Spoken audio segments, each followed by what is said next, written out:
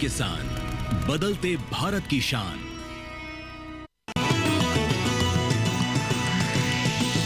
DD किसान, बदलते भारत की शान।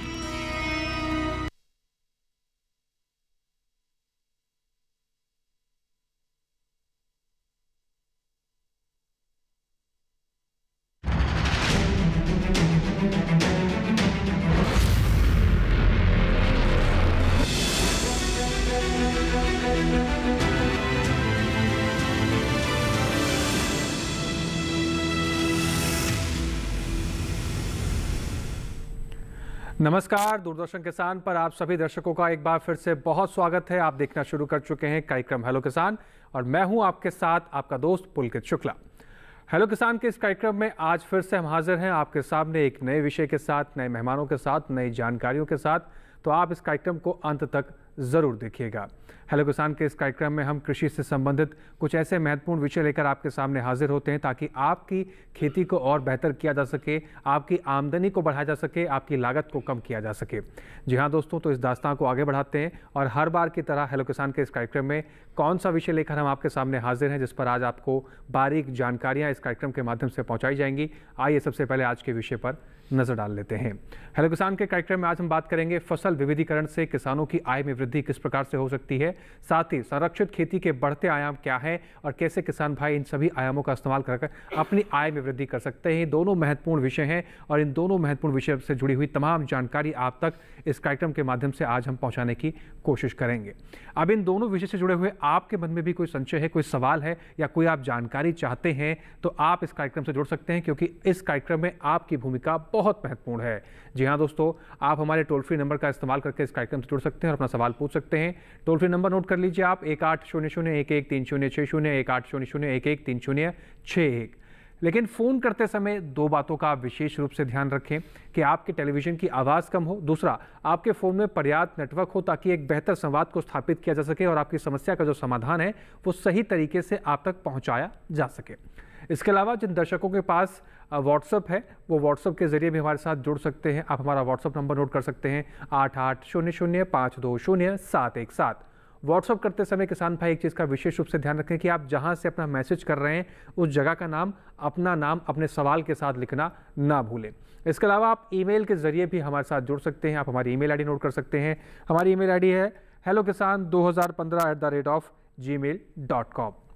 अब वक्त है इस कार्यक्रम में उन खास मेहमानों से मिलने का जो आपकी समस्या का समाधान करते हैं और आपके संशय को दूर कर आप तक महत्वपूर्ण जानकारी पहुंचाते हैं। तो आइए मिलते हैं आन बान शान इस कार्यक्रम की हमारे मेहमानों से जिनका नाम है डॉक्टर मनोज कुमार सिंह। सबसे पहले आपका बहुत स्वागत है आज हमारे स्टूडियो में। आप वरिष्ठ वैज्ञानिक हैं, कृषि विज्ञान केंद्र कौशाम्बी, प्रयागराज, उत्तर प्रदेश से। साथ ही आज हमारे साथ दूसरे खास मेहमान हैं डॉक्टर मामचंद सिंह जी। आपका भी बहुत स्वागत है सर। आप प्रधान वैज्ञानिक हैं, संरक्षित कृषि प्रौद्योगिकी केंद्र IARI पूसा, नई दिल्ली से। तो दोनों मेहमानों का हम स्वागत करते हैं और चर्चा की शुरुआत सबसे पहले डॉक्टर मनोज कुमार सिंह जी से करते हैं। डॉक्टर मनोज जी, अगर हम बात करें फसल विविधीकरण की, आज ये चर्चा का विषय भी बहुत ज़रूरी है और किसानों के लिए अगर हम बात करें तो ये क्यों आवश्यकता पड़ी चुकी है आज के परिप्रेक्ष्य में, जिस तरीके से वातावरण में परिवर्तन हो रहा है, हमारी मृदा बहुत ज़्यादा प्रदूषित हो जा रही है। तो फसल विविधीकरण की अगर हम बात करें तो ये किस तरीके की भूमिका निभाता है और किसान भाइयों को इससे क्या लाभ हो सकता है? देखिए, जहाँ तक फसल विविधीकरण की बात है तो फसल विविधीकरण से शाब्दिक अर्थ आप देख रहे हैं कि परिलक्षित हो रहा है कि बहु फसल को हम अपनाकर ज़्यादा से ज़्यादा खेती से लाभ ले सकते हैं जी। लेकिन जो आज समय चल रहा है वो मोनोक्रॉपिंग कल्चर का चल रहा है और हरित क्रांति के समय जब हमारे देश में अनाज के पर्याप्त भंडार नहीं थे तब हमको आवश्यकता थी कि हमको धान और गेहूं के पर्याप्त भंडार एकत्रित करने थे, तो हमने धान गेहूं की पैदावार को बढ़ाया। लेकिन जब हमने धान गेहूं की पैदावार को बढ़ाया तो उसकी वजह से हमारी मृदा का स्वास्थ्य जो है धीरे धीरे खराब होने लगा। लगातार हम एक ही फसलें ले रहे हैं उसकी वजह से। दूसरा, जब हम केवल धान गेहूं की बात करते हैं तो धीरे धीरे हमारे धान गेहूं में से जो हम रासायनिक उर्वरकों का प्रयोग कर रहे हैं उसकी वजह से हमारे जो पोषक तत्व हैं वो भी धीरे धीरे हमारी फसलों से गायब होने लगे जी। तीसरा बहुत बड़ा कारण है कि जलवायु परिवर्तन का इस फसलों पर बड़ा प्रभाव पड़ता है जिसकी वजह से कीट व्याधियां बढ़ने लगी जिससे कि हमको नुकसान होने लगा। तो इन सब चीजों को दृष्टिगत रखते हुए यदि हम धान गेहूं की पैदावार के साथ साथ फसल विविधीकरण को नहीं अपनाएंगे तो निश्चित रूप से हमारा जो खेती का सौदा है वो घाटे का सौदा होगा, और हमारी जो खेती से आय है वो भी कम होगी, और इसके साथ साथ हमारी मिट्टी का स्वास्थ्य खराब होगा। जी, यानी कृषि के क्षेत्र में जो बढ़ती हुई चुनौतियां हैं उनको कम करने के लिए एक सही उपाय है फसल विविधीकरण। इसको और विस्तार से आपसे समझेंगे, लेकिन उससे पहले इस विषय से जुड़ी हुई एक खास रिपोर्ट पर आइए नजर डाल लेते हैं।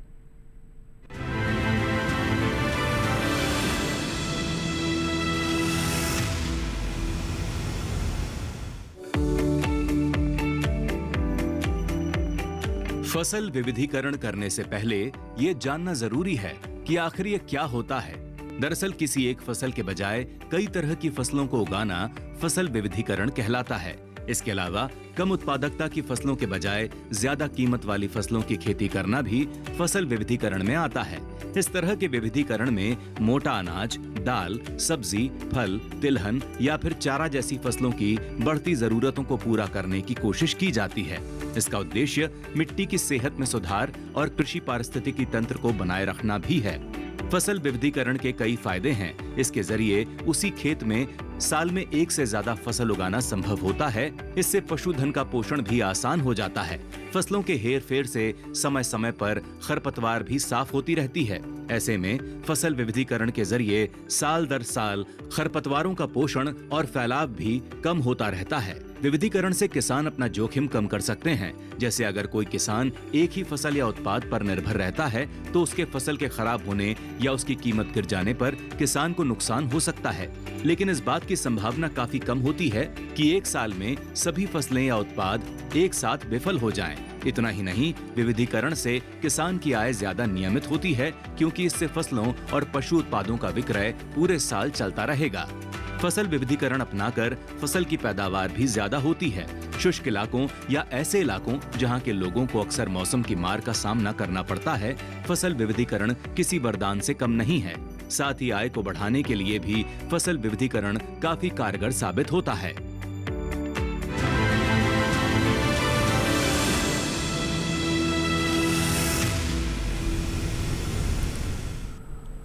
तो इस रिपोर्ट के जरिए हमने कुछ बिंदुओं पर नज़र डाली कि किस तरीके से फसल विविधीकरण के उद्देश्य क्या है, इससे फ़ायदे क्या हो सकते हैं और किसान भाई कैसे इसका लाभ ले सकते हैं। आगे बढ़ते हैं अपने अगले विषय की तरफ, जो हमारा है संरक्षित खेती के बढ़ते आयाम। डॉक्टर मामचंद जी का रुख मैं करूंगा। डॉक्टर मामचंद जी, अगर हम बात करें संरक्षित खेती के बढ़ते आयामों के, मौजूदा समय में कौन कौन से ऐसे बढ़ते आयाम हैं जिससे किसान भाई जुड़कर लाभ ले सकते हैं? जी बिल्कुल, आपने सही कहा। वैसे तो पिछले 3 दशक से संरक्षित जो खेती है वो होती चली आ रही है, और आमतौर पर सभी ने सुना होगा कि इसमें फूलों की खेती, सब्जियों की खेती और ऐसी सब्जियों की खेती जिसकी गुणवत्ता बहुत अच्छी होती है, यानी बाजार भाव अच्छा मिलता है, उत्पादन भी ज़्यादा होता है और किसान को लाभ भी ज़्यादा होता है। तो इस सामान्य खेती में आपने जैसे कहा कि आयाम बढ़ रहे हैं, आयाम बढ़े हैं, वो किस तरह से बढ़े हैं? जैसे अगर खेती करेंगे तो ये विशेष प्रकार की किस्में हैं जी, जिनको पहले नर्सरी उत्पादन करने के बाद ही इसकी रोपाई की जाती है ग्रीन हाउस में, तभी उसकी फसल अच्छी होती है जी। आपने देखा होगा कि हाइब्रिड किस्में होती हैं ये सभी, और मल्टीनेशनल कंपनियों से उपलब्ध होती हैं अधिकतर। हालांकि अभी जो सरकारी संस्थान है वहाँ पर भी किस्में उपलब्ध हो गई हैं काफ़ी फसलों की, लेकिन अधिकतर जो बीज है वो क्योंकि मल्टीनेशनल कंपनियां बनाती हैं तो बहुत महंगा होता है, इसलिए उसका नर्सरी उत्पादन बहुत ही आवश्यक होता है। नर्सरी उत्पादन इसलिए कि एक तो सुनियोजित, समय से और बीमारी रहित पौध का उत्पादन, और जब ये बीमारी रहित पौध का उत्पादन होगा तो सतत रूप से जो बढ़वार होगी निश्चित है वो स्वस्थ पौधों की बढ़वार होगी और उत्पादन भी कम समय में अधिक होगा जी। तो एक नर्सरी का आयाम बहुत महत्वपूर्ण है। दूसरा, आपने देखा होगा कि जो शहरी क्षेत्र हैं, परिनगरीय क्षेत्र हैं जहाँ पर, वहाँ पर जो सब्जी और फूलों की फसलें हैं, इसके अलावा भी जो शोभाकारी फूल होते हैं, पौधे होते हैं, उनकी आवश्यकता बहुत ज़्यादा होती है। और शहरों में लोग खाना भी पसंद करते हैं, फल खाना भी पसंद करते हैं, फूल सजाना भी पसंद करते हैं, और इसके साथ साथ जो शोभाकारी पौधे हैं उनको भी अपने घर और आंगन में लगाना पसंद करते हैं। बिल्कुल। तो जो शोभाकारी पौधे हैं उनका मौसम के हिसाब से उत्पादन होता है। तो अगर पूरे वर्ष भर एक तरह का मौसम संरक्षित संरचना में यानी ग्रीन हाउस अथवा पॉली हाउस में हम मेंटेन कर सकें, प्रबंधन कर सकें, तो अच्छी गुणवत्ता के अलंकृत पौधे भी उगाए जा सकते हैं। सब्जियों की और फूलों की फसलों के लिए नर्सरी भी उगाई जा सकती है।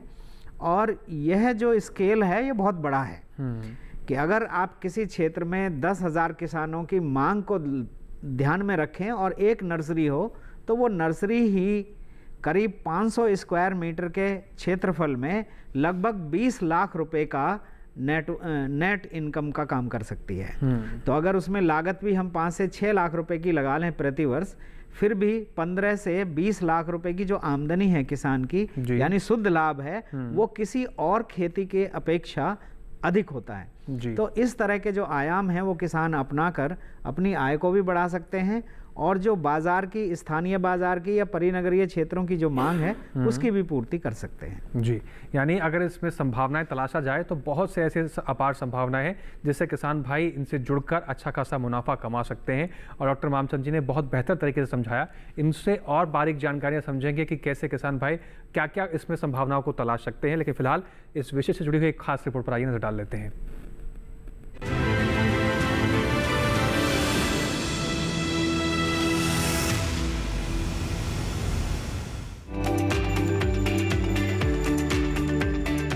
पिछले कुछ समय से संरक्षित खेती का आयाम बढ़ा है। बता दें कि संरक्षित खेती के अंतर्गत पॉली हाउस या ग्रीन हाउस और लो टनल जैसी कई संरचनाएं आती हैं। संरक्षित खेती वो तकनीक है जिसमें हम पौधों या फसल के पास में ऐसा वातावरण तैयार करते हैं जो उनकी बढ़वार के लिए जरूरी होता है और जो हमारी परंपरागत खेती करने में संभव नहीं हो पाता। संरक्षित खेती में किसान पौधों के अनुसार वातावरण में बदलाव कर सकते हैं और इस बदले हुए वातावरण में वे साल भर बेमौसमी सब्जियों और फूलों आदि का उत्पादन कर सकते हैं। संरक्षित खेती का मुख्य उद्देश्य फसलों को जैविक या अजैविक कारकों से बचाकर उगाना होता है। इसमें फसल को किसी एक कारक या कई कारकों से बचाकर उगाया जा सकता है। खुले में खेती करने के कुछ जैविक और अजैविक खतरे होते हैं जो फसल की उत्पादकता और गुणवत्ता को प्रभावित करते हैं। जैविक खतरे यानी पौधों को कई तरह की बीमारियां होने का खतरा रहता है। इन बीमारियों का असर हमारे पौधों पर पड़ता है, जिसके समाधान के लिए किसानों को तरह तरह के कीटनाशकों का इस्तेमाल करना पड़ता है। इसी तरह अजैविक खतरों में जलवायु परिवर्तन के कारण बढ़ते तापमान, बहुत ज्यादा गर्मी, बरसात का ना होना या बहुत ज्यादा बरसात होना शामिल हैं, जो हमारी फसलों को प्रभावित करते हैं। इन सब परिस्थितियों में संरक्षित खेती काफी मददगार और कारगर साबित होती है। संरक्षित खेती करने से पहले मिट्टी और पानी की जांच जरूर कराएं। साथ ही संरक्षित खेती करने के लिए प्रशिक्षण भी जरूर लें।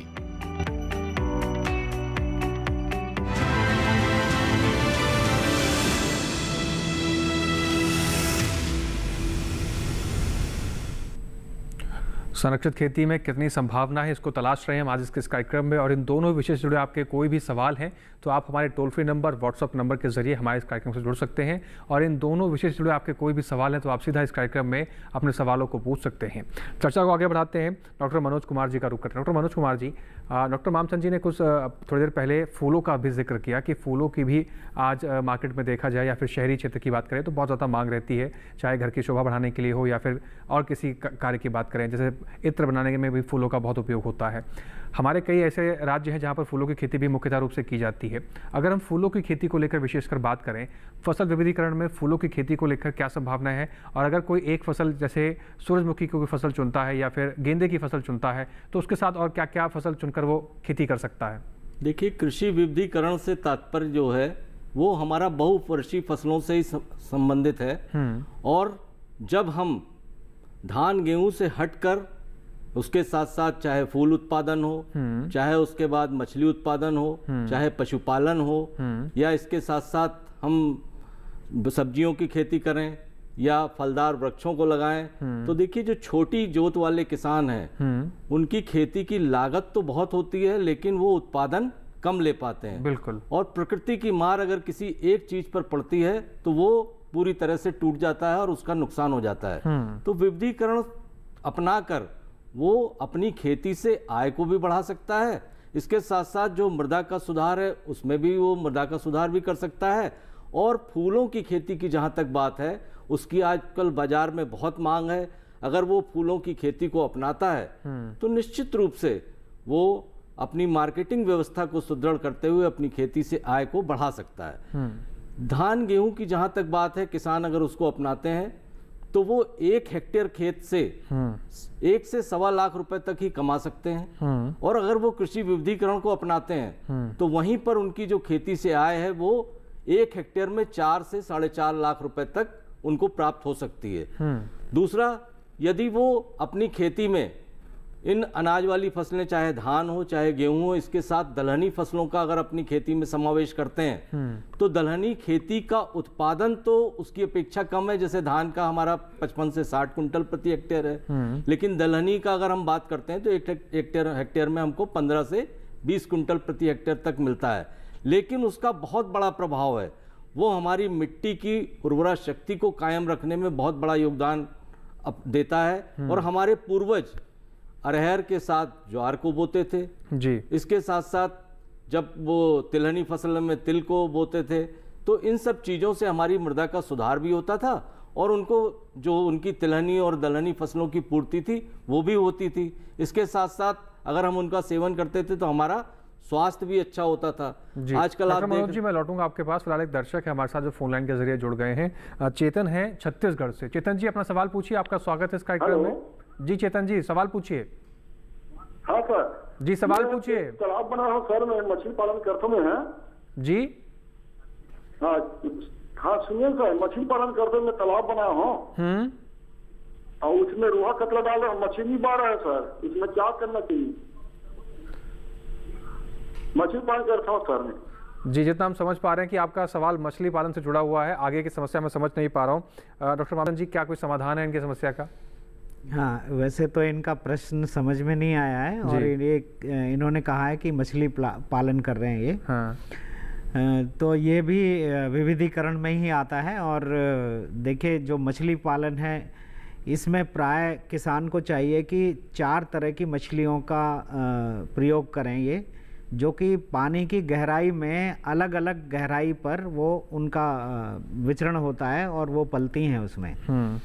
तो जैसे रोहू है, कतला है और ये मृगाल है, ये जो मछलियां हैं ये अलग अलग गहराई में होती हैं। तो इससे क्या होगा कि जो किसान है उसकी समय समय पर आमदनी होती रहेगी, क्योंकि कुछ मछलियां छोटे साइज़ की होंगी, कुछ बड़े साइज़ की होंगी और कुछ अलग समय में हार्वेस्टिंग होगी और कुछ तेज़ी से संख्या बढ़ाती हैं, कुछ कम बढ़ पाती हैं जी। तो एक ही तरह की मछली जैसे रोहू डालने के अपेक्षा ये कर सकते हैं। अगर ये कैसी ठंडी जगह में रहते हैं तो ये जो एक कॉमन कार्प होती है उसको भी उगा सकते हैं। और जैसे बायोफ्लॉक सिस्टम आता है मछली का, यानी एक टैंक होता है, उस टैंक की जो ऊंचाई होती है 5 फीट तक की ऊंचाई होती है, उसमें भी मछली पालन कर सकते हैं। और अगर ये किसान या काफ़ी किसान सुन रहे होंगे जो ठंडी जगह में रहते हैं, जैसे हिमाचल है, उत्तराखंड है, तो वहाँ पर ट्राउट फिश की फार्मिंग की जा सकती है जी। और ये भी इस तरह एक तरह से सुरक्षित फार्मिंग ही है कि लोग जब सर्दियाँ, बहुत ज़्यादा सर्दियाँ आती हैं तो उसके ऊपर एक आवरण बना लेते हैं, पॉली हाउस जैसा बना देते हैं ताकि ठंड से बच सकें। और बहुत गर्मी में उसमें छायादार नेट लगा देते हैं ताकि बहुत गर्मी से पानी गर्म ना हो और मछली का उत्पादन अच्छे से लिया जा सके। तो इसी प्रकार की जो स्ट्रेटजीज हैं ये मैदानी क्षेत्रों में भी लगाई जाती है जी। तो ये महत्वपूर्ण बात है। फिलहाल यहाँ पर समय की मांग है कि एक छोटा सा ब्रेक लिया जाए। आप सभी दर्शकों से निवेदन है आप बने रहें और इस ब्रेक के उस पार आपके सवालों का और जवाबों का सिलसिला लगातार फिर से जारी है। बने रहें और देखते रहें कार्यक्रम हेलो किसान।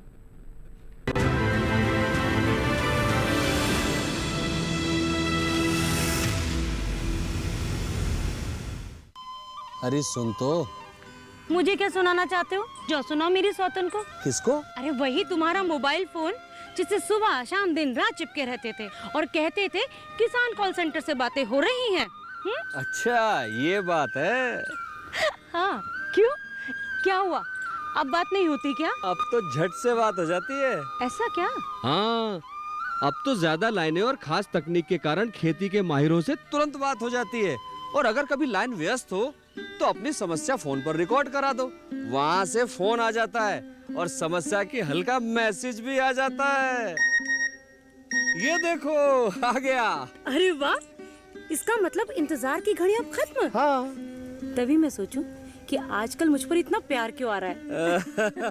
कृषि संबंधी समस्याओं का अपनी भाषा में तुरंत हल पाने के लिए पूरे भारत में किसी भी फोन से हेल्पलाइन नंबर पर संपर्क करें। किसानों का दोस्त किसान कॉल सेंटर।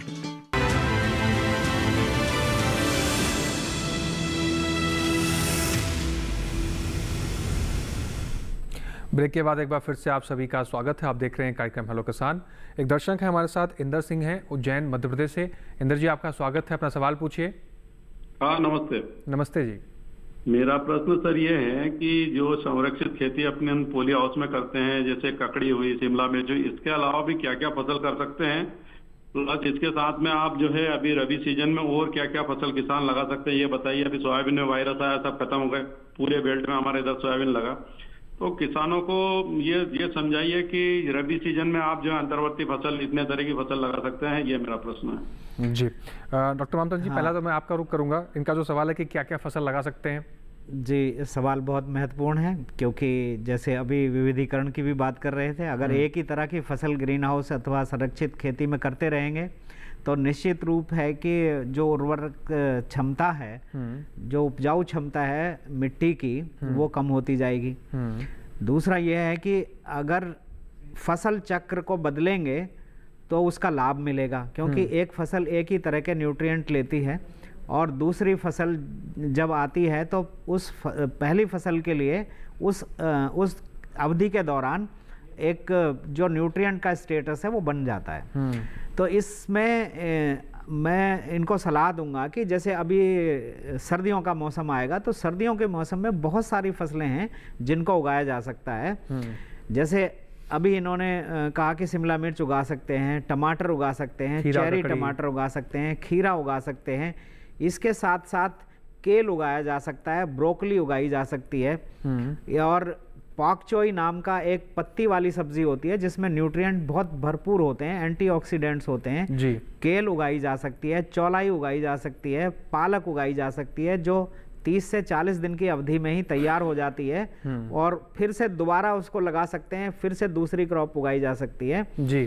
तो इस तरह की जो फसलें हैं समय के अनुरूप, जैसे जब गर्मी का मौसम आने लगे तो आप उसमें खीरा उगा सकते हैं जी। और जब तक सर्दी रहे तो आप अगर उस दौरान टमाटर या शिमला मिर्च की फसल नहीं ले रहे हैं, जो आमतौर पे 8 से 9 महीने या 10 महीने की होती है, तो उस दौरान जो ये पत्ते वाली सब्जियां हैं, इनके 2-3 बैचेस आप उगाकर उसमें बहुत अच्छे से मैनेजमेंट कर सकते हैं जी। और अपनी आय भी बढ़ा सकते हैं जी। तो इस तरीके से आप तमाम सब्जियां, तमाम तरीके की जो फसल है, डॉक्टर मामसन जी ने आपको बताया, और इस तरह से आप संरक्षित खेती में इन फसलों को उगाकर अच्छी खासी आमदनी कर सकते हैं। फिलहाल एक दर्शक हैं, उनका रुख कर लेते हैं। विपिन है, सागर मध्य प्रदेश से। विपिन जी, आपका स्वागत है, अपना सवाल पूछिए।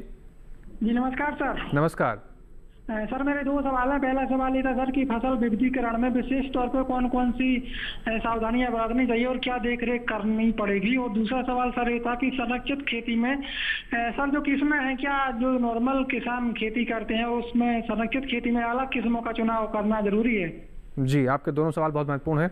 आपके सवालों को शामिल करते हैं। डॉक्टर मनोज कुमार जी का रुख करते हैं। डॉक्टर मनोज जी, पहला सवाल तो हमारे दर्शक ने जो पूछा उनका जवाब आपसे चाहते हैं। देखिए, विपिन जी का प्रश्न जो है फसल विविधीकरण में क्या क्या सावधानियां अपनाने की जरूरत है, तो देखिए फसल विविधीकरण में आपको जो सावधानी बरतनी है वो आपको देखना है कि आपका जो न्यूट्रिएंट की वैल्यू है वो आपकी फसलों में कितनी है। अमूमन जैसे धान और गेहूं की अगर हम बात करें जी, तो धान में हमारा जो जिंक और आयरन का पोषक तत्व है वो धीरे धीरे कम हो रहा है। जहां तक हम जिंक की बात करते हैं तो जिंक वो उसमें केवल 33% ही रह गया है, और आयरन की बात करते हैं तो वो 27% रह गया है। गेहूं की अगर हम इसी तरह बात करते हैं तो उसमें आयरन की जो डिफिशियंसी है वो 17% रह गई है, और उसकी जो आयरन जिंक की है वो 33% रह गई है। तो अगर ये देखा जाए तो धीरे धीरे अगर हम धान गेहूं की बात करें तो उसमें से पोषक तत्व गायब हो रहे हैं जी। और उनका हमारे स्वास्थ्य पर भी विपरीत प्रभाव पड़ रहा है। तो वहां पर आवश्यकता यह है कि हमको दूसरी फसलों का चुनाव उसके साथ करने की आवश्यकता है। एक तो ये सावधानी बरतने की आवश्यकता है, क्योंकि ये जो अगर हम धान गेहूं कर रहे हैं और लगातार करते रहे तो 2040 के बाद हम कल्पना नहीं कर सकते कि मनुष्य उसका सेवन कर सकता है जी। तो धीरे धीरे अगर पोषक तत्व गायब हो गए तो मनुष्य के लिए वो हानिकारक भी सिद्ध हो सकते हैं। दूसरा, दलहनी फसलों का जो अगर हम उत्पादन कर रहे हैं तो दलहनी फसलों का देखिए, एक तो आय हमको ज्यादा मिलती है, उससे रेट हमको ज्यादा मिलता है। दूसरा, हमारा स्वास्थ्य के लिए वो प्रोटीन में बहुत सहायक है। तीसरा, हमारी मिट्टी की उर्वरा शक्ति और जलधारण क्षमता को बढ़ाता है। तो वहां पर उसको ध्यान दें कि जितनी हमको फलियां तोड़ाई करनी है वो फलियों की तोड़ाई हम कर लें और तोड़ने के बाद उसका जो फसल अवशेष है वो हम अपने खेत को वापस लौटा दें। क्योंकि अगर हम किसी खेत से कल्पना करते हैं कि हमको 2 गुना वो फायदा दे, तो कम से कम अगर हम 3 से 3.5 गुना उसको वापस नहीं लौटाएंगे फसल अवशेष के रूप में, तो निश्चित रूप से उसकी उर्वरा शक्ति धीरे धीरे खराब हो जाएगी। बिल्कुल। तो वहां पर उनको सावधानी बरतने की आवश्यकता है। तीसरा, इसके साथ साथ जो पशुपालन है, पशुपालन में मान लीजिए वो डेयरी की बात करते हैं तो डेयरी में वो जितना दुग्ध उत्पादन कर रहे हैं, लेकिन उसके साथ साथ अगर गाय का गोबर और गौमूत्र उनका जो अवशेष है वो हमको खेतों में वापस लौटाने की आवश्यकता है, जिससे खेत की उर्वरा शक्ति बढ़े और विविधीकरण के रूप में वो सहायक सिद्ध हो। जी।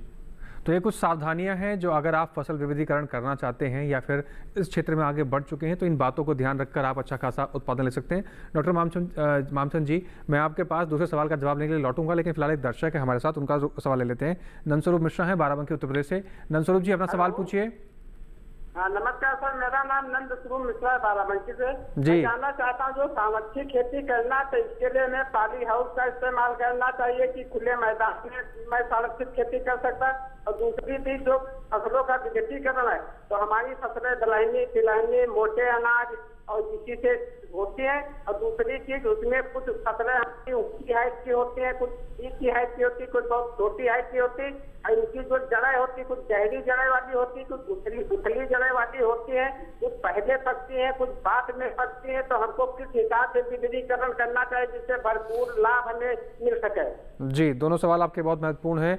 नंदस्वरूप जी, आपके सवाल का जवाब लेते हैं। डॉक्टर मामचंद जी का रुख करते हैं। डॉक्टर मामचंद जी, इससे पहले हमारे जो दर्शक थे उनका सवाल था कि किस्मों का चुनाव संरक्षित खेती में क्या असर डालता है। एक सवाल इनका ये आप शामिल कर लीजिए और दूसरा सवाल हमारे जो नंदस्वरूप जी ने पूछा, इसका सवाल भी आप जवाब दे दीजिए। हाँ, इनका सवाल वाजिब है। देखिए, जो संरक्षित खेती है उसमें फसल के अनुरूप ही संरचना का निर्माण होता है। तो अगर हम गुलाब उगा रहे हैं तो गुलाब के लिए जो संरक्षित संरचना की मांग है, ग्रीन हाउस की मांग है, पॉली हाउस की मांग है, उसमें बहुत सारी चीज़ों का होना आवश्यक होता है। जैसे हम एयर सर्कुलेटर लगाते हैं, क्योंकि अंदर जो पॉली हाउस के अंदर है आर्द्रता, अपेक्षित आर्द्रता वो बहुत ज़्यादा नहीं बढ़नी चाहिए। एयर सर्कुलेटर के माध्यम से उसको समय समय पर कम किया जाता है। अगर ज़्यादा बनी रहेगी अपेक्षित आर्द्रता, ह्यूमिडिटी ज़्यादा बनी रहेगी तो उसमें पाउडरी मिल्ड्यू, डाउनी मिल्ड्यू या फंगल जो डिसीजेज होती हैं वो आ जाएंगी। इसी तरह से जैसे अगर हम लिली का उत्पादन करते हैं, गुलदाउदी का उत्पादन करते हैं तो उसमें लाइट बल्बों की व्यवस्था करनी पड़ती है, क्योंकि शुरुआती दौर पर उसकी बरवार बढ़ाने के लिए या फूलों को जल्दी आने से रोकने के लिए उसमें कृत्रिम लाइट की व्यवस्था होती है। कृत्रिम प्रकाश दिया जाता है 4 घंटे प्रतिदिन और 20-25 दिन तक दिया जाता है जी। तो इसी तरह से जैसे खीरा और टमाटर और शिमला मिर्च हम उगाना चाहते हैं तो उस पॉली हाउस में रस्सियों के माध्यम से उसको ट्रेलिसिंग बनाने की व्यवस्था की जाती है, ताकि उसको बेल के रूप में हम ऊपर चढ़ा सकें और उसका अच्छा उत्पादन ले सकें, जिसको हम वर्टिकल ग्रोइंग भी कहते हैं, वर्टिकल फार्मिंग भी कहते हैं। तो जब हम फसल का चुनाव करेंगे तो पॉली हाउस का निर्माण भी उसके अनुरूप ही किया जाएगा जी। इसके साथ साथ जैसे उन्होंने कहा कि खुले खेत में भी क्या संरक्षित खेती कर सकते हैं, हाँ, मल्च के माध्यम से कर सकते हैं। बहुत सारी फसलें हैं जिनको हम सर्दी के मौसम में लगाते हैं, लेकिन कम तापमान होने की वजह से उसमें बढ़वार नहीं होता। तो अगर उनको प्लांटिंग करने के पहले मल्चिंग कर देंगे और मल्चिंग में मल्च में छेद करने के बाद वो पौधा लगाएंगे तो जड़ क्षेत्र का जो तापमान है वो 2 से 3 और कभी कभी 5 डिग्री तक बढ़ाया जा सकता है, जिससे जड़ की बढ़वार अच्छी होगी और वो फसल पर सर्दी का प्रभाव नहीं पड़ेगा। दूसरा, बहुत ही गर्मी के समय में जो मल्च लगाते हैं उसमें जो तापमान, बाहर का तापमान नीचे जड़ के क्षेत्र में प्रभावी रहता है, वो भी अपेक्षाकृत कम होगा। गर्मियों में ये तापमान जड़ क्षेत्र में कम होगा और सर्दियों में जड़ क्षेत्र में ज़्यादा होगा। तो इससे एक अनुकूलन हो जाता है, जिससे बढ़वार अच्छी होती है और पैदावार भी अच्छी आती है। साथ ही साथ ऐसी फसलें हैं जिनको महीने 2 महीने संरक्षण की आवश्यकता होती है, जैसे समर स्क्वैश है, या मौसम में अग्रिम ककड़ी लगाना है, खीरा लगाना है, या आपको खरबूजा लगाना है, तरबूजा लगाना है, ताकि समय से पहले वो बाजार में आ जाए, तो उसके लिए पॉली टनल, एक छोटी पॉली टनल होती है जो कि महीने 2 महीने उसका संरक्षण करती है अधिक सर्दी से बचाव के लिए जी। उसको अंदर लगाते हैं और जैसे ही मौसम अनुकूल हो जाता है तो उसको हम खोल देते हैं, जिससे कि बढ़वार हो जाती है। तो आपने देखा होगा लौकी, अर्ली लौकी भी जो बाजार में आती है वो इसी माध्यम से पॉली टनल में या वॉकिंग टनल में उगाकर बाजार में आती है, जिससे कि मौसम में सबसे पहले आई हुई सब्जी का या फूलों का या किसी भी फसल का दाम अधिकतम मिलता है। आपने देखा होगा स्ट्रॉबेरी वगैरह को भी मल्चिंग में लगाते हैं और जब उसकी बढ़वार अच्छी हो जाती है तो जो फल हैं वो मिट्टी में लग के सड़ते नहीं हैं। इसी तरह से काफ़ी सब्जियां हैं, जैसे टमाटर है खुले क्षेत्र का, अगर मल्चिंग करेंगे तो उसका टमाटर नहीं खराब होता है, जिसमें एंड रॉट आके फल खराब हो जाता है जी। या लौकी खराब हो जाती है। तो अगर मल्चिंग पे हम सब्जियां लगाएंगे, मल्च लगाकर, तो इस तरह के संरक्षण से हमारी सब्जियों की गुणवत्ता भी अच्छी होगी, ज़्यादा उत्पादन होगा और हमें अधिक लाभ होगा जी। यानी मान के चलें कि खुले में भी आप किसान भाई जो हमें देख रहे हैं, खुले में भी संरक्षित खेती कर सकते हैं। डॉक्टर मामचंद जी ने बहुत बेहतर तरीके से आपको उपाय बताया कि किस तरीके से आप खुले में भी संरक्षित खेती कर सकते हैं, क्योंकि किसान भाई की एक सोच रहती है कि अगर संरक्षित खेती की जा रही है तो सिर्फ पॉली हाउस में की जा रही होगी, ग्रीन हाउस में की जा रही है, लेकिन इसका भी उपाय डॉक्टर मामचंद जी ने बहुत बेहतर तरीके से आपको बताया। इस चर्चा को आगे बढ़ाएंगे, कुछ और बारीक जानकारियां लेंगे, लेकिन उससे पहले यहाँ वक्त हो गया छोटे से ब्रेक का। आप बने रहें और देखते रहें कार्यक्रम हेलो किसान।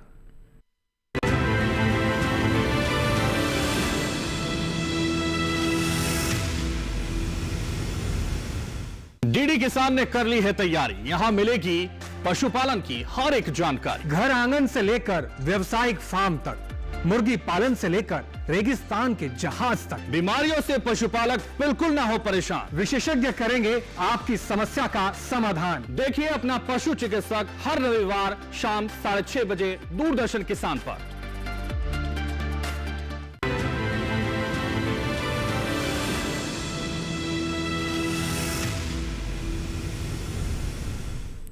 ब्रेक के बाद एक बार फिर से आप सभी का स्वागत है। लगातार दर्शकों के सवाल इस कार्यक्रम में हम शामिल कर रहे हैं और जवाबों का सिलसिला भी हमारे मेहमानों द्वारा, हमारे एक्सपर्ट्स द्वारा आप तक पहुंचाए जा रहे हैं। फिलहाल एक दर्शक हैं जो हमारे साथ फोन लाइन के जरिए जुड़ गए हैं, उनका रुख कर लेते हैं। अहमदनगर महाराष्ट्र से हैं जी, आपका स्वागत, अपना सवाल पूछिए। विक्रांत जी, अपने टेलीविजन की आवाज को कम कर लीजिए, आपसे निवेदन है, फिर अपना सवाल पूछें। हेलो जी विक्रांत जी, अपना सवाल पूछिए। जी नमस्कार सर, मेरा नाम विक्रांत है, महाराष्ट्र अहमदनगर से। जी नमस्कार। हाँ जी सर, मेरा सवाल ये है कि मेरी 1 एकड़ की जमीन है, लेकिन 3 साल से मैंने उसमें कभी कुछ खेती की नहीं है। और अभी मतलब मैं वापस जब गांव में आऊँ तो करना चाहता हूँ खेती, लेकिन काफी उसमें खरपतवार और छोटे मोटे पेड़ पौधे, ऐसे जंगली जड़ पौधे हुए। तो अगर उस पे फवारनी करके या डायरेक्टली करना चाहूँ तो काफी को खर्चा हो रहा है, तो कोई सजेस्ट करे कि अभी रहने दे, फिर जो गर्मी का सीजन है उसमें तू सब कुछ ठीक करके खेती कर ले, अभी ये सब करने देगा बहुत कर। तो मैं जानना चाहता हूँ कि अभी अगर मैं करना चाहूँ तो कर सकता हूँ या फिर रुक करके फसल का जो खेती है वो करूँ, कैसे करूँ सर? ये मैं जरा ऑप्शंस में उलझ गया हूँ, तो क्या मुझे जी आपकी कंफ्यूजन को हम दूर करते हैं। विक्रांत जी, आपकी कंफ्यूजन का समाधान करते हैं। डॉक्टर मामचंद जी, इनकी समस्या आपने बेहतर तरीके से समझ ली। क्या इनको पॉली हाउस की खेती तरफ रुख करना चाहिए या फिर ये पारंपरिक रूप से कोई खेती करें, कोई फसल का चुनाव करें? देखिए अभी इन्होंने कहा कि जमीन खाली पड़ी है जी, तो खरपतवार उगाया उसमें, तो खरपतवार उगा है, तो सबसे अच्छा तरीका ये है कि जब ज़मीन खाली पड़ी है, आप कोई खेती प्लान नहीं कर पा रहे हैं या खेती को प्लान करने में पॉली हाउस अथवा ग्रीन हाउस उसमें 6 से 8 महीने का समय है आपके पास। तो अभी जो चर्चा का विषय यही है कि जो उपजाऊ क्षमता है मिट्टी की उसको बढ़ाने के लिए आप इस बीच कोई हरी खाद लगा सकते हैं। जी। हरी खाद के लिए अगर गर्मी का मौसम होता तो आप ढैंचा लगा सकते थे, लेकिन अब क्योंकि सर्दियां आने वाली हैं तो आप दाल वाली कोई भी फसल लगा सकते हैं, जैसे मूंग लगा सकते हैं जी। या अभी आप लोबिया भी लगा सकते हैं। लोबिया भी 40 से 50 दिन में ख़त्म हो जाता है। तो जैसे अभी डॉक्टर मनोज ने बताया कि आप फलियां तोड़ लें और जो अवशेष है उसको उसमें वापस जुताई के माध्यम से मिला दें, तो आपकी उर्वरक क्षमता जो है उसकी बढ़ जाएगी मिट्टी की, और ये अच्छी हो जाएगी। खरपतवार तो पोषक तत्वों को और ले लेते हैं ज़मीन से, लेकिन जो हरी खाद वाली फसलें हैं वो उनमें बहुत अच्छे से आपका समाविष्ट हो जाती हैं और उसकी उपजाऊ क्षमता बढ़ जाती हैं। और जब आप इसकी तैयारी कर लें कि आपको संरक्षित खेती करनी है तो इसमें इसकी प्लानिंग कर सकते हैं। और उससे पहले ये आवश्यक है कि अपने क्षेत्र के कृषि अधिकारी या जिला उद्यान अधिकारी से आप मिलें, जहाँ पर मिशन उद्यान के माध्यम से जो सरकारी मिशन है, जो राष्ट्रीय बागवानी बोर्ड की भी स्कीम है जो हर जिले में हर राज्य में होती है, वहाँ उनका एक ऑफिसर होता है, उनसे संपर्क कर लें कि आपको 50 से 60% इस खेती पर अनुदान भी मिल सकता है और आप संरक्षित खेती कर सकते हैं। देखिए, संरक्षित खेती का मतलब ये नहीं है कि आप बहुत बड़ा पॉली हाउस अथवा ग्रीन हाउस ही लगाएं, आप नेट हाउस में भी खेती कर सकते हैं। बिल्कुल। तो नेट हाउस अगर, क्योंकि ये महाराष्ट्र के हैं तो वहाँ की जलवायु अधिकतर मॉडरेट रहती है जी, तो वहाँ पर 350 रुपये प्रति वर्ग मीटर की लागत का एक नेट हाउस लगाकर ये उसमें शिमला मिर्च की खेती कर सकते हैं, टमाटर की खेती कर सकते हैं। आपको पता ही है जब ऑफ सीजन में टमाटर बहुत महंगा हो जाता है तो महाराष्ट्र से ही टमाटर आता है, तो उसमें टमाटर की खेती कर सकते हैं और बहुत अच्छा लाभ टमाटर कम लागत में उगाकर बहुत अच्छा लाभ कमा सकते हैं। जी।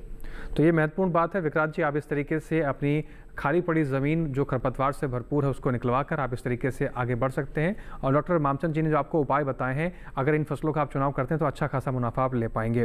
डॉक्टर मनोज जी का रुख करते हैं। डॉक्टर मनोज जी, हमारे जो दर्शक थे उनका एक सवाल ये भी था कि अगर कुछ जो किसान थे उन्होंने सोयाबीन की खेती करी थी, एक वायरस से ग्रस्त होने के बाद उनकी फसलें नष्ट हो गई, तो इस तरीके की समस्या ना हो और क्या कारण था इसका, इसके लिए आप समाधान बताइए और कौन सा फसल विविधीकरण अपनाएं सोयाबीन की फसल के साथ जिससे अच्छी खासी उपज मिले।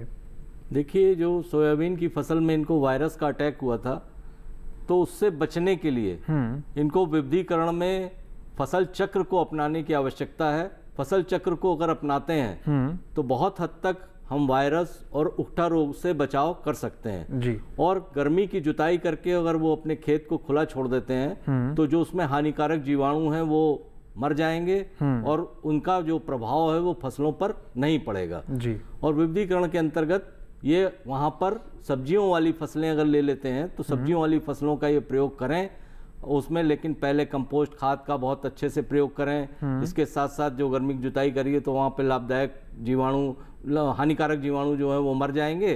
उसके बाद ये सब्जियों की बेहन तैयार करके संरक्षित रूप से वहाँ पर उसको रोप दें और रोपने के बाद उसको अपना ज़्यादा से ज़्यादा लाभ ले सकते हैं। जी। डॉक्टर मनोज जी, एक दर्शक का सवाल ये भी था कि कुछ फसलें ऐसी होती है जिनकी हाइट ज़्यादा होती है, कुछ फसलें होती हैं जिनकी हाइट कम होती है। वहीं अगर मृदा की बात करें तो कुछ फसलों की जड़ें बहुत गहरी होती हैं और इसके विपरीत ही कुछ फसलें होती हैं। ऐसे समय में फसल विविधीकरण में बढ़ते समय किसान भाई किन बातों का ध्यान रखें, कैसे फसलों का चुनाव करें? देखिए, ये प्रश्न नंद स्वरूप मिश्रा जी का था बाराबंकी से, और बाराबंकी में चूंकि इनके यहाँ केले की फसल बहुत ज़्यादा ली जा रही है, केले की फसल के साथ ये अगर हल्दी की फसल ले लेते हैं तो इनको बहुत अच्छा फायदा मिल सकता है। जब तक हमारी केले की फसल तैयार होगी, नीचे हमारी हल्दी जो है बरुआ सागर की बहुत अच्छी प्रजाति है, वहां से वो लेकर उसको बो दें और हल्दी की फसल उसी पोषक तत्व में, जो केले को हम पोषक तत्व दे रहे हैं उसी पोषक तत्व में हम हल्दी की फसल ले सकते हैं। इसके साथ साथ धनिया है, पालक है, उसी न्यूट्रिएंट वैल्यू में वो अतिरिक्त लाभ विविधीकरण के रूप में उसको अपना कर ले सकते हैं। तो ये छोटे छोटे प्रबंध करके वो विविधीकरण को अपना लें और अपने फसलों को ज़्यादा फायदा ले सकते हैं। जी। एक दर्शक हैं हमारे साथ, राजू महाराष्ट्र से हैं। राजू जी, आपका स्वागत है, अपना सवाल पूछिए। हेलो जी राजू जी, अपना सवाल पूछिए। सवाल है सर जी, ये पॉली हाउस में जो बैगन हमने लगाए थे, लेकिन वो सूख रहे जी। ऑटोमेटिक फवारे मारा तो भी नहीं चल रहा। जी, कौन सी प्रजाति के बैगन लगाए थे आपने? ये आशा। जी, और आपकी फसल कितने समय पुरानी हो चुकी है? कितना समय हो गया फसल लगाए हुए? वो पहले लगाए थे तो वो तो खराब हो गई पानी की वजह से। अभी कितना समय हो गया आपको फसल लगाए हुए? अभी लगाए हमने 2 महीने हो गए। जी, डॉक्टर रामचंद्र जी, हमारे दर्शक की समस्या है, उनके बैगन सूखते जा रहे हैं, 2 महीने हो गए फसल लगाए हुए। देखिए जी हाँ, वैसे तो जो आमतौर पे जो बैंगन की प्रजाति हैं वो पॉली हाउस के लिए उपयुक्त नहीं है जी।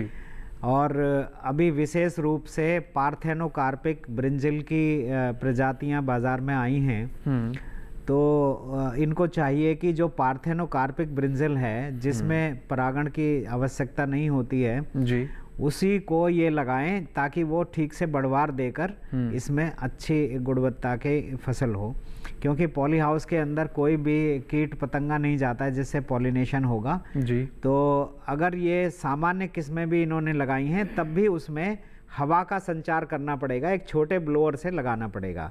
लेकिन अभी जो इनकी फसल है वो 2 महीने की हुई है। 2 महीने की फसल का मतलब होता है कि वो स्थापित होकर फूल देने वाली अवस्था में आती है, फल देने वाली अवस्था में अभी नहीं आती जी। तो ये सुनिश्चित करें कि कहीं ऐसा तो नहीं है कि पॉली हाउस के अंदर अपेक्षित आर्द्रता बहुत ज्यादा हो गई है जी, और जिसकी वजह से इनकी फसल में उखटा रोग लगा है। तो इसके लिए बहुत ही कारगर जो फंजीसाइड है जैसे रिडोमिल मैंकोजैब है उसकी ड्रेंचिंग करें ये जड़ क्षेत्र में। तो अगर जो पौधे अभी तक खराब नहीं हुए हैं विल्ट से या किसी फंगल समस्या से तो वो ठीक हो जाएंगे।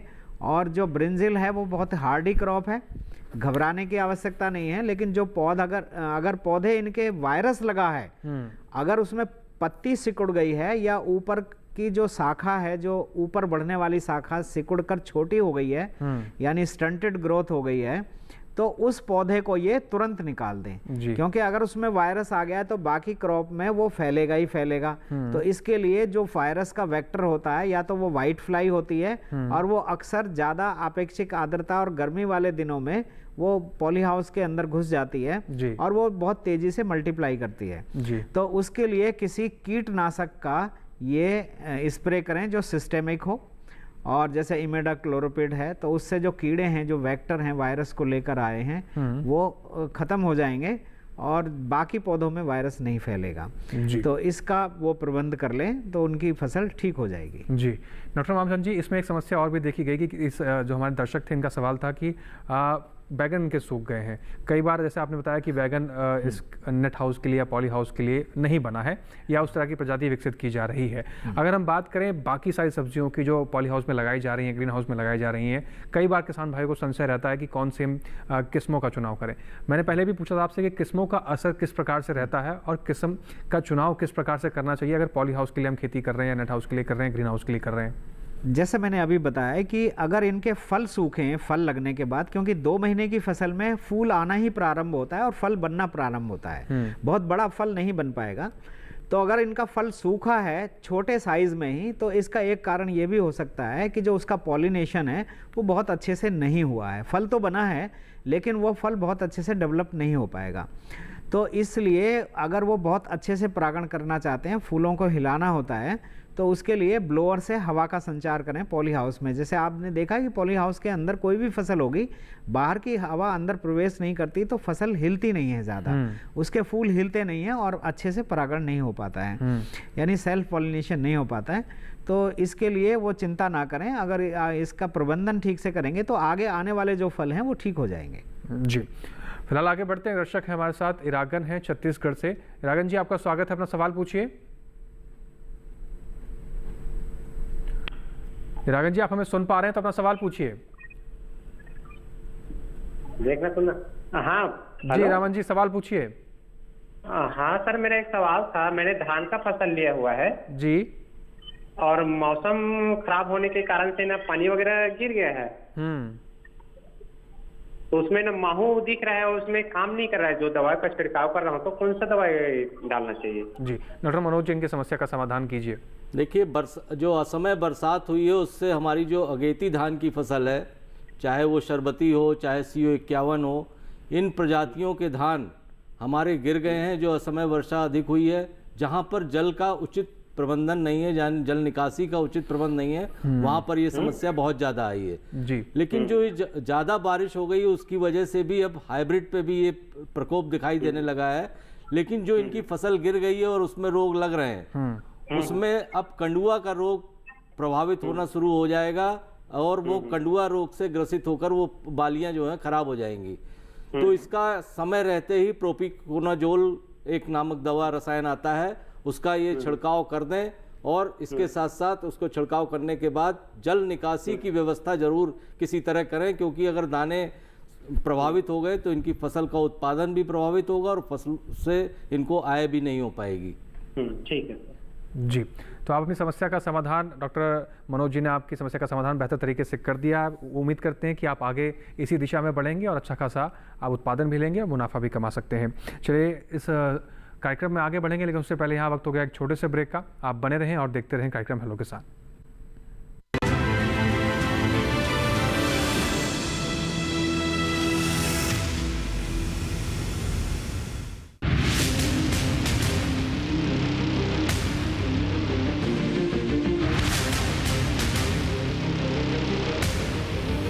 जब तपती है धरती, सूरज उगलता है आग, ठंड में जब सर्दी जमा देती सबके हाल, सब छुप जाते अपने अपने घरों में, तब बाहर निकलता सिर्फ एक इंसान, भरने के लिए हम सबका पेट, खून को पसीने की तरह देता बहा, थक जाता, झुलस जाता, हो जाता बीमार, तब उसकी सेहत का ध्यान रखता सिर्फ DD किसान।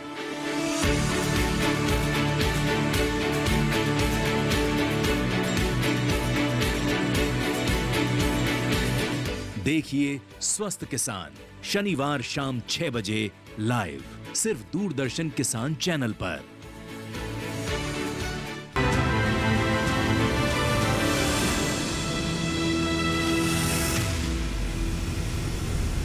ब्रेक के बाद एक बार फिर से आप सभी का स्वागत है। आप देख रहे हैं कार्यक्रम हेलो किसान। कार्यक्रम के अंतिम पड़ाव में हम पहुंच चुके हैं और व्हाट्सएप पे भी दर्शकों के सवाल हमें मिल रहे हैं। दर्शकों के सवाल शामिल कर लेते हैं जो व्हाट्सएप पे मिले हैं।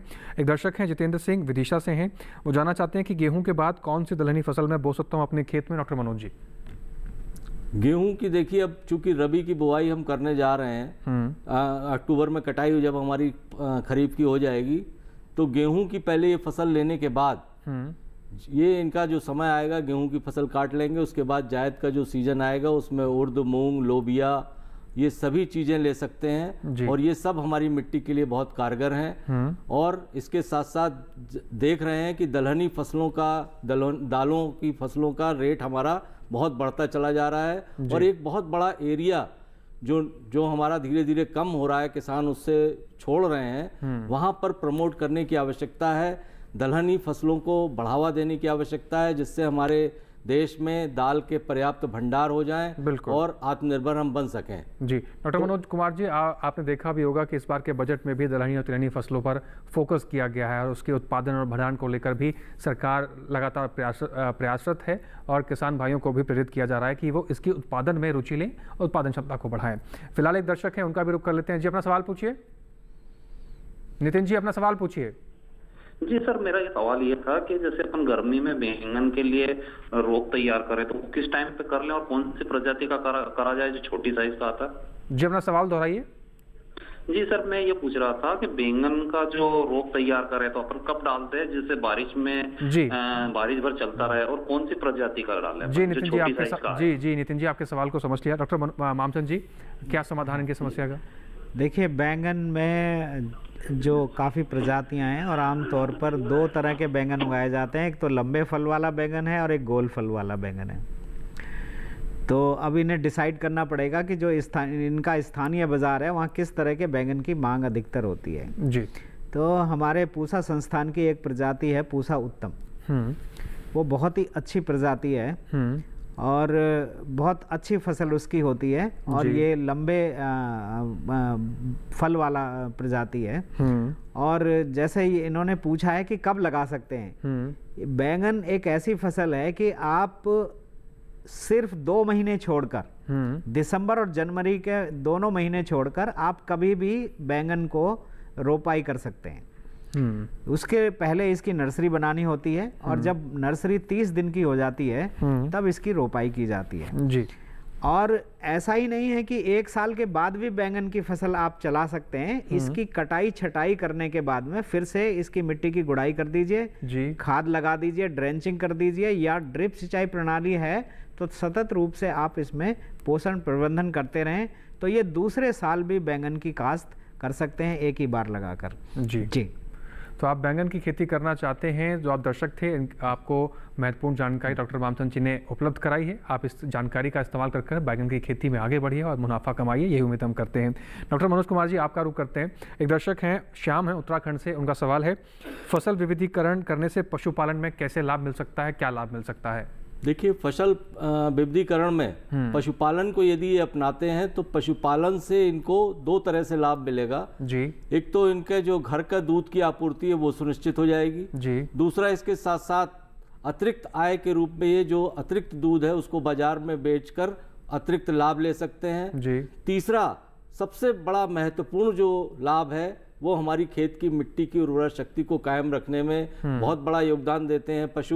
पशुओं के जो गोबर है या गौमूत्र है वो हमारे खेत की मिट्टी के लिए ये सिद्ध हो चुका है कि उसमें जो लाभदायक पोषक तत्व हैं सभी पर्याप्त मात्रा में पाए जाते हैं। वो अगर उसका प्रयोग अपने खेत में कंपोस्ट के रूप में उसको प्रयोग करते हैं तो निश्चित रूप से मिट्टी की जल धारण क्षमता बढ़ेगी। मिट्टी में जो सूक्ष्म जीवाणुओं की उपलब्धता धीरे धीरे कम हो रही है वो वापस लौटेगी, क्योंकि हमारी मिट्टी का जो सूक्ष्म जीवाणुओं की उपलब्धता है वो हमारी मिट्टी में उसी प्रकार से काम करता है जैसे मानव के शरीर में रक्त में हीमोग्लोबिन का कार्य करता है। हीमोग्लोबिन तो वही हमारी मिट्टी का हीमोग्लोबिन जो सूक्ष्म जीवाणु है, अगर वो लौट कर आ गए तो समझ लीजिए कि हमारी खेत की मिट्टी की उर्वरा शक्ति बढ़ेगी और वो किसी भी हद तक उत्पादन क्षमता देने में लाभदायक होगी। तो पशुपालन का बहुत बड़ा योगदान कृषि विविधीकरण में है और ये अतिरिक्त आय को भी बढ़ाएगा जी। डॉक्टर मामचंद जी, मैं आपका रुख करता हूं। अब देखा जाए तो शीतकालीन सत्र की तरफ हम बढ़ चुके हैं और इस समय हम देखते हैं कि घरों में कई तरह के पकवान बनाए जाते हैं। अगर हम बात गाजर की करें, गाजर की डिमांड बहुत बढ़ जाती है। जो किसान भाई गाजर लगाना चाहते हैं उनके लिए आप पहली क्या राय देंगे? और दूसरी बात अगर ये की जाए कि संरक्षित खेती की में जो गाजर उगा दिया है उनके लिए तो आप राय दीजिए, अगर खुले में कोई गाजर की खेती करना चाहता है तो क्या सावधानियां बरतें जिससे अच्छा उत्पादन मिल सके? जी बिल्कुल, आपने देखा होगा गाजर की जो काश्त है वो बहुत बड़े पैमाने पे की जा रही है और इसमें 2 तरह की गाजर होती है, एक तो लाल गाजर होती है, एक ऑरेंज कलर की गाजर होती है। तो जो ऑरेंज कलर की गाजर है प्राय उसको हम सलाद के रूप में अधिकतर खाते हैं जी। या आपने देखा होगा कि जो बहुत सारी ऐसी फास्ट फूड हैं जहां पर उसको हाफ बॉईल करके या कच्चा भी फ्राई करके उसको खाते हैं। बिल्कुल। और जो लाल वाली गाजर है वो आमतौर पर सब्जियों में खाई जाती है, पूरी सर्दियों में बाकी सब्जियों के साथ मिलाकर खाई जाती है। तो हमारे पूसा संस्थान की एक किस्म है पूसा रुधिरा, जो कि लंबाई में भी अच्छी है और कम समय में आ जाती है और उसका बीज जो है पूसा संस्थान से आप जाकर हमारे सब्जी विज्ञान संभाग से ले सकते हैं जी और उसको लगा सकते हैं। ऐसे ही जो हमारी ऑरेंज वाली गाजर है उसकी भी किस्में हैं, 90s कहते हैं हम उसको जी। उसका बीज ले सकते हैं। हमारा एक केंद्रीय एक क्षेत्र है यहाँ पर कटराइन में जो हिमाचल प्रदेश में पड़ता है, विशेष तौर पर उसका जो बीज है ठंडे इलाके में बनाया जाता है और लेकिन उसकी जो बिजाई है वो नवंबर के अंतिम सप्ताह में करनी होती है। तो अगर ज़्यादा तापमान पर उसको करेंगे तो उसमें जड़ें अच्छी नहीं विकसित होती हैं, गाजर अच्छी विकसित नहीं होती। लेकिन अभी लाल गाजर लगाने का बहुत ही उत्तम समय है जी। और उसमें कहीं से भी आप स्थानीय बाजार से भी अच्छी किस्म का बीज लेकर लगा सकते हैं जी। तो किसान भाई इस समय गाजर की फसल का भी चुनाव करके अच्छा खासा मुनाफा ले सकते हैं। डॉक्टर मनोज कुमार जी, डॉक्टर मामचंद जी, आप दोनों मेहमानों का बहुत शुक्रिया हमारे साथ जुड़ने के लिए। आपने कीमती समय निकालकर हमारे किसान भाइयों के लिए जो तमाम महत्वपूर्ण जानकारियाँ बताई हैं और उनकी समस्याओं का समाधान किया, जी आपका भी बहुत बहुत धन्यवाद। जी, तो उम्मीद करते हैं किसान भाई इन तमाम जानकारियों का सही समय पर सही तरीके से लाभ उठाकर अपनी खेती किसानी में परिवर्तन करेंगे और अच्छा खासा मुनाफा ले पाएंगे। आज के हेलो किसान कार्यक्रम में फिलहाल के लिए बस इतना ही। अगले हम कौन से विषय पर चर्चा करेंगे और कौन से विषय से जुड़ी महत्वपूर्ण जानकारी आप तक पहुंचाएंगे, आइए अगले विषय पर भी एक बार नजर डाल लेते हैं। अगले विषय रहेंगे पर्यावरण संरक्षण एवं स्वच्छता हेतु बायोगैस प्लांट की क्या भूमिका है, साथ ही फसल अवशेषों का समुचित उपयोग, पराली प्रबंधन किस तरीके से करना चाहिए, क्योंकि आने वाले समय में हम देखते हैं काफ़ी ज़्यादा शिकायतें सुनने को मिलती है कि किसान भाई पराली डालते हैं जिससे सबको नुकसान होता है। तो इस तरह की समस्या ना आए, इसको लेकर भी ये कार्यक्रम बहुत महत्वपूर्ण रहेगा। और आपके कोई भी सवाल हैं कि आप पराली प्रबंधन कैसे करें, तो आप ज़रूर कार्यक्रम हेलो किसान से जुड़िए और अपनी समस्या का समाधान करिए। इस कार्यक्रम से जुड़े आपके कोई भी सुझाव या कोई भी सवाल आप हम तक पहुँचाना चाहते हैं तो आप हमारी ईमेल आईडी का इस्तेमाल कर सकते हैं। आप हमारी ईमेल आईडी नोट कर सकते हैं। हमारी ईमेल आईडी है hellokisan2015@gmail.com। इसके साथ ही आप हमारे डीडी किसान के कॉल सेंटर पर भी फ़ोन करके अपने सवाल दर्ज करा सकते हैं। आप हमारे डीडी किसान का कॉल सेंटर नंबर नोट कर लीजिए 1800113060। सोमवार से शनिवार सुबह 6 बजे से रात के 10 बजे तक आपकी सेवा में खुला रहता है। इसके साथ ही इस कार्यक्रम में जो दर्शक देर से जुड़ते हैं या आप इन सभी जानकारियों को दोबारा सुनना चाहते हैं, इसके लिए भी एक व्यवस्था है। आप टेलीविजन स्क्रीन पर दिखाए जा रहे QR कोड को स्कैन कीजिए और सीधा आप डीडी किसान के YouTube चैनल पर पहुंच जाएंगे और वहां पर हेलो किसान के इस कार्यक्रम को कहीं भी, कभी भी, किसी भी वक्त कई लोगों के साथ बैठकर भी दोबारा से देख सकते हैं और ये सारी महत्वपूर्ण जानकारियां फिर से एकत्रित कर सकते हैं। इसके साथ ही आज के हेलो किसान कार्यक्रम में बस इतना ही। हमें दीजिए इजाजत, फिर से हाजिर होंगे नए मेहमानों के साथ, नए विषयों के साथ, नई जानकारियों के साथ। आप बने रहें डीडी किसान के साथ। नमस्कार।